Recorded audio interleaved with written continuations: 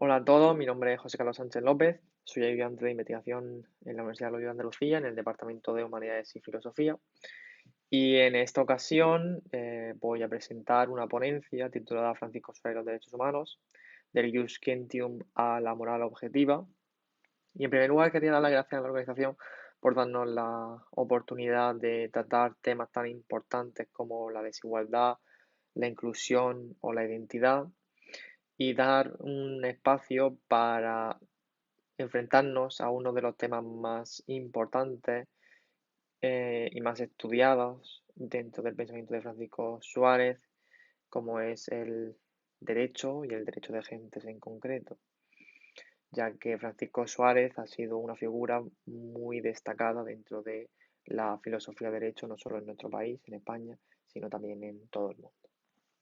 Pues bien, centrándonos en la ponencia, debo decir que en esta en particular nos centraremos en los últimos capítulos del libro 2 del libro de Legibus, en concreto los capítulos 17, 18, 19 y 20. También podemos encontrar caracterizaciones de Ius Gentium en el libro tercero del mismo tratado, del de Legibus, y también podemos acercarnos, aunque quizás más sumeramente, a esta cuestión a través de los libros de la Defensio Fidei, que ha sido utilizada normalmente por los defensores de la intelección del Ius Gentium suareciano como precursor o preámbulo de los derechos humanos contemporáneos. Como veremos a lo largo de esta comunicación, no es nuestra intención negar con rotundidad que Francisco Suárez sea un precursor o pueda vincularse de alguna forma con los derechos humanos tal y como lo entendemos actualmente, pero sí que debemos poner en duda o entre paréntesis o coger con mucho cuidado, si se quiere, esa vinculación entre el Ius Gentium y los derechos humanos, ya que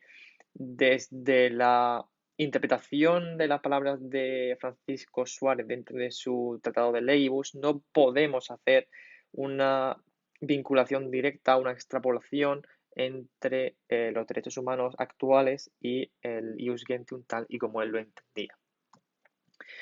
Centrándonos en el capítulo o en los capítulos del de Leibus, encontramos una caracterización del Ius Gentium por parte de Francisco Suárez muy clara, vinculándolo con no solo el derecho civil, el derecho positivo, sino también con el derecho natural. Para Suárez, el derecho natural y el derecho de gentes coinciden en que ambos son de alguna manera comunes a todos los hombres. Y esta es la parte en la que los defensores de la vinculación entre Suárez y los derechos humanos actuales es el punto que más destacan, ya que esta vinculación entre la universalidad del derecho natural y la universalidad del derecho de gentes puede vincularse con ese cariz que actualmente poseen los derechos humanos, que deben ser no solo respetados y conocidos por todos, sino también seguidos y evitar de alguna forma su ruptura. Pues bien, esta universalidad que parecería de alguna forma que vincula directamente al derecho natural suareciano con el derecho de gentes del mismo autor, es un punto que debe ser cuestionado, ya que para Suárez, derecho natural y derecho de gentes no son en absoluto lo mismo ni poseen realmente la misma universalidad. ¿Por qué decimos esto? Porque el derecho de gentes para Suárez no es completamente universal. Si leemos el de Leibus y nos centramos en el capítulo 19 del libro segundo, en el punto número 6, vemos que Francisco Suárez asevera que el derecho de gentes, para que sea útil o válido, basta que hagan uso de él casi todos los pueblos bien educados. Y se debe poner el énfasis en dos puntos dentro de esta caracterización, en el casi, que implica que no es absolutamente universal, como sí lo es el derecho natural, y por otro lado, el de pueblos bien educados. ¿Por qué decimos esto? Porque para Francisco Suárez el derecho de gentes, este derecho que casi todos los pueblos aceptan y que es compartido por casi todos los pueblos, es un derecho que conocen aquellas personas que poseen racionalidad y poseen un sistema moral o conocen la moralidad y la siguen. Esto pone de manifiesto que para Suárez lo importante o lo que rige el derecho de gentes no es simplemente unos principios naturales que se deducen necesariamente, como sí pasa en el derecho natural, sino que sí que se vinculan con unos principios naturales, pero no se deducen necesariamente, sino que es necesaria la voluntad del ser humano y su aplicación constante, tanto de la voluntad como de las conclusiones extraídas de estos principios, lo que fomentan y fundan el mantenimiento y la difusión del derecho de gentes. Por tanto, el derecho de gentes sí que representa un vínculo con los otros, ya que es un derecho que es compartido por casi todas las personas o por gran parte de las personas, y sí que muestra una coincidencia entre nuestro comportamiento, pero no es como el derecho natural, ya que no se deduce necesariamente de principios claros y racionales, y además depende necesariamente de la voluntad de aplicación de, de dichas conclusiones. Por lo tanto, aquí se puede establecer, si se desea, un vínculo entre este tratado, el de Legibus, y uno de los tratados morales, concretamente el Tratado Moral segundo de los 5 tratados morales de Francisco Suárez, de su obra completa, en la que Francisco Suárez asevera que es posible una relación, es más, no solo es posible, sino que es necesaria una relación entre la voluntad y el entendimiento, en la que la voluntad, por su propia caracterización, supera las capacidades del entendimiento, pero eso no quita para que necesariamente tengamos que ser dirigidos por el entendimiento, puesto que la voluntad sin ningún tipo de concepto estaría perdida. Aquí pasa exactamente lo mismo. En el derecho de gentes es necesaria tanto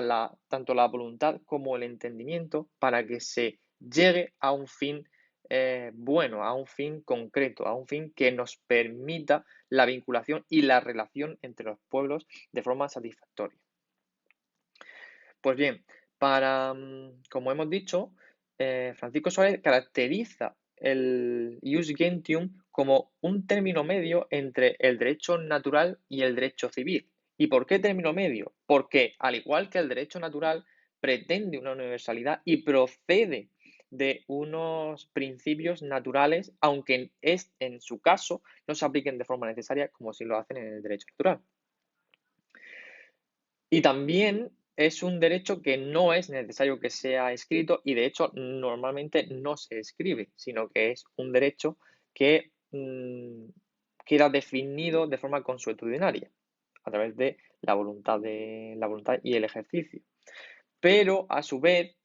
se vincula o se parece al derecho civil en tanto que este derecho de gentes puede ser alterado, puede ser cambiado y puede ser revocado, aunque estos cambios no son cambios fáciles, como si son más fáciles, según Francisco Suárez, dentro del derecho civil,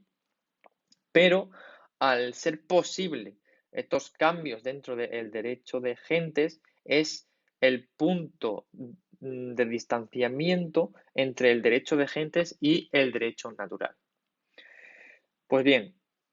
debemos decir, a su vez, que el derecho de gentes, a pesar de encontrarse en un punto medio entre el derecho natural y el derecho civil, Suárez lo caracteriza como un verdadero derecho. Por lo tanto, no podemos dudar de la capacidad del ius gentium. ¿Por qué dice Suárez que es un verdadero derecho? Si nos remitimos al capítulo 17 del libro segundo, en el punto número 2, vemos que Francisco Suárez asevera que el ius gentium, el derecho de gentes, posee tanto poder moral como es una norma del bien obrar. Suárez ve o hace necesaria la coexistencia de estos dos principios, es decir, que una ley o un derecho posea poder moral y sea una guía del bien obrar para que realmente podamos hablar de derecho. Dentro del Jus Gentium se dan estos dos puntos, ya que para Francisco Suárez el Jus Gentium impone o de alguna forma mueve a las personas a hacer determinados actos y a su vez justifica legalmente la acción que se ha llevado a cabo conforme a él. Pero debemos de detenernos aquí una vez dada esta caracterización del Jus Gentium y pensar si realmente todo lo que hemos dicho acerca este derecho de gentes a los derechos humanos tal y como los entendemos hoy. Los derechos humanos tal y como los entendemos hoy poseen un problema que en la mayoría de los casos sale a la luz y es si realmente debemos de fundarlos, es decir, debemos de darles un fundamento y es posible encontrar un fundamento que comparta todas las personas independientemente de la cultura o simplemente debemos aceptar que existen derechos humanos sin entrar en su fundamentación y aplicarlos y aceptarlos per se. Pues bien, en este caso del Jus Gentium, Francisco Suárez no duda en ningún momento de que este derecho de gentes que él estudia posee un fundamento que todo el mundo comparte. A la base del Jus Gentium subyace un principio, bueno, mejor dicho, dos principios que son importantísimos para Francisco Suárez y que además son indubitables. El primero es la racionalidad humana y el segundo es la moralidad del ser humano. Moralidad que se vincula con el caso de Francisco Suárez y su caracterización del Ius Gentium, con la moral católica postridentina que él vivía en su tiempo.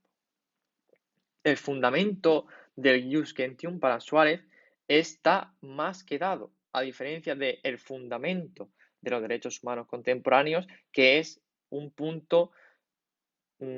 increíblemente discutido, no solo en la actualidad, sino también desde su fundación casi. En este punto fundamental de los derechos de gentes de Francisco Suárez muestra algo que debe ser muy tenido en cuenta y es que para él este derecho de gentes no supone, como algunos autores han dicho, un giro hacia el subjetivismo, un giro hacia el derecho de gentes es válido porque vincula a pueblos absolutamente disgregados y distantes en una única comunidad general. Suárez no alaba ni defiende el derecho de gentes simplemente porque aúna individuos separados. Para Suárez no hay un giro subjetivo, como se ha dicho normalmente, del derecho ni defiende absolutamente el individualismo de los seres humanos. Suárez apoya el derecho de gentes porque es un derecho que permite el diálogo o la vinculación entre pueblos distintos, pero en ningún momento asevera que la sociedad sea una unión de individuos absolutamente aislados, como si él fuese un precursor del liberalismo. Suárez, a la base de su teoría del derecho y su teoría del derecho de gentes, se encuentra no solo la base de la racionalidad humana y la moralidad católica postridentina, sino también un carácter muy destacado en la bibliografía contemporánea, que es un carácter vinculado con lo que él era, es decir, con un carácter ignaciano o jesuítico. Para Suárez, lo importante o la razón que lleva a Suárez a no poner en duda en ningún momento la racionalidad del ser humano y su moralidad no es otra cosa que su firme creencia de que la mejor forma de dirigir tanto el derecho como un gobernante, como cualquier persona o institución vinculada con la política, es de mantener el colectivo, es decir, mantener la sociedad, la unión de personas y dirigirlas hacia el bien común. La defensa de Suárez del derecho de gentes se sitúa en este punto, en que ese derecho de gentes es muy útil para que la sociedad global alcance el bien común. Por lo tanto, para Suárez estaría claro que el derecho de gentes se vincula obviamente con la voluntad del ser humano, obviamente con su razón, y además, como base fundamental, irremediable e irrenunciable, estaría la moralidad del ser humano. Moralidad del ser humano que a su vez se vincula con su naturaleza social. Este sería el marco en el que se encuentra el derecho de gentes y el marco en el que Francisco Suárez expone este derecho de gentes. Sin embargo, esta tesis de Suárez o esta definición de derecho de gentes de Suárez no queda sin lagunas o sin poder ser criticada, ya que si uno se adentra en el análisis de Francisco Suárez, ve que esta base que de alguna forma nutre su caracterización del derecho de gentes es una base católica post-tridentina, lo cual pone de manifiesto que hay una posible hay una posible crítica si buscamos el diálogo entre todos los pueblos de diferentes religiones, ya que no todos poseen la misma base que el catolicismo post-tridentino. Y a su vez, también podemos ver que ya Suárez muestra que el derecho de gentes puede ser rechazado por determinados pueblos y puede incluso no ser aplicado a sabiendas de que se está negando el derecho de gente. Aquí hay un problema y Suárez em, se enfrenta a él de alguna forma en si el derecho de gentes es un derecho prohibitivo o simplemente consultivo. Suárez de alguna forma intenta resolver este problema, aunque debemos decir que no lo hace del todo satisfactorio, ya que de alguna forma mantiene la posibilidad de que haya pueblos que por su idiosincrasia rechacen aceptar el derecho de gentes que se ha aceptado y difundido en determinados pueblos, como podrían ser los pueblos europeos, ya que pueblos extranjeros pues no se verían vinculados con él, ya que no poseen la misma base racional ni la misma moralidad. Por lo tanto, sigue dentro del mismo derecho de gentes de Suárez el problema que poseen los derechos humanos contemporáneos, que es el problema del diálogo intercultural, diálogo interreligioso y que aún hoy nos hace buscar ese fundamento que desde el primer momento de la fundación de los derechos humanos fue puesto en cuestión y que sigue dando muchos problemas actualmente. Muchas gracias por escucharme, espero que les haya gustado la presentación y estoy a su disposición para cualquier pregunta que deseen hacer. Muchas gracias.